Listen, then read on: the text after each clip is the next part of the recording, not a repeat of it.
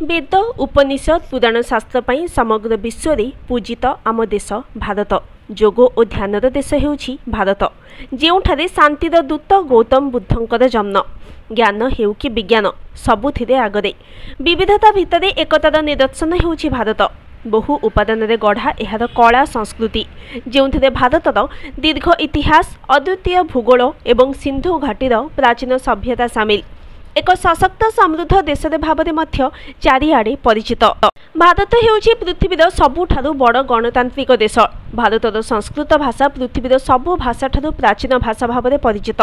विश्वर सर्वप्रथम विश्वविद्यालय नालंदा भारतर तक्षशिला थिला, जहाँकि ख्रीष्टपूर्व 700 निर्मित होइथिला। केवल एतिकी नुहे, भारत हेउछि पृथ्वीर सबुठारु अधिक डाकघर थिबा देश। एहा बाद भी आहुरी अनेक किछि अछि जहा प्रमाणित करे जे कोटिकरे गोटिए हेउछि भारत। हेले विडंबनार विषय, भारतीय धनाढ़ व्यक्ति माने एबे देश रे रहिबाकू पसंद करू नाहंती। एइठारे जन्म आउ एई माटी पानी पवन रे बड़ होइथिले सुद्धा लोके विदेश मुहा हेउछंती। एही देश रे रोजगार करी टंका, सम्मान और अभिजात्य हासिल परि सेमानंकू आउ भारत भल लागुनी। अनेक संख्यार भारतीय देश छाड़ी विदेश में सबुदिन रहिबापई निष्पत्ति नेउछंती। एहा पछरे रहिछि उत्तम जीवन, भल शिक्षा एवं व्यवसाय करिवार सुजोग भली कारण।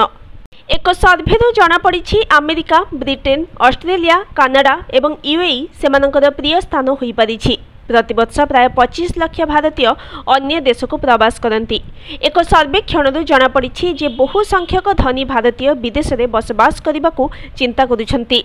कोटक प्राइवेट एवं ऋण नामक कंपनी मिलित भाव में एक सर्भे करथिले। एही सर्भे 150 धनी व्यक्ति सहित आलोचना होइथिला।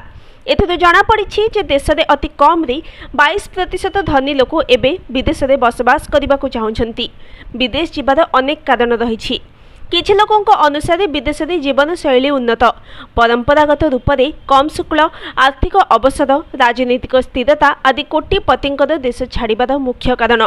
तेबे हेनले एंड पार्टनर्स 2024 रिपोर्ट अनुसार मौलिक सुविधा सुजोग विकसित होउछि। जीवनर गुणवत्ता, पिलामानंक पई शिक्षागत सुजोग एवं जलवायु परिवर्तन पई स्थिरता मध्य विचार को निया जाई पारे। सेहिपरि गत दशंधि खाद्य सामग्रीर मूल्य द्विगुणित होइछि।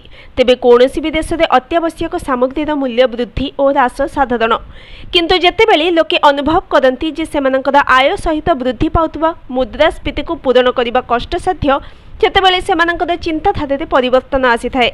अतिरिक्त भाव में भविष्य पीढ़ी पई धन रक्षा करिबार क्षमता एक चिंतार विषय। रिपोर्ट अनुसार भारतीय धनी माने विशेष भाव में यूएई को जाई बसवास करुछंती। हेले एही स्थानांतर जोगु भारत कौनसी क्षति सहिब नाही, कारण देश में दिनकू दिन कोटिपतिंकर संख्या बढ़िबारे लागिछि। एथि सहित भारत छाड़िथिबा कोटिपतिंक मध्यरु अधिकांश देश में द्वितीय घर रखिछंती, जहा एक सकारात्मक संकेत अटे।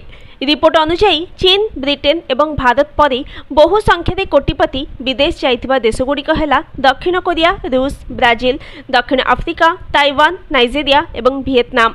अन्य पक्षरे एते संख्यक कोटिपति UAE, America, Singapore, Canada, Australia, Italy, Switzerland, Greece, Portugal एवं जापान परी देश को जाई बसवास करुथबा जଣା पड़िछि। Bureau report, news today.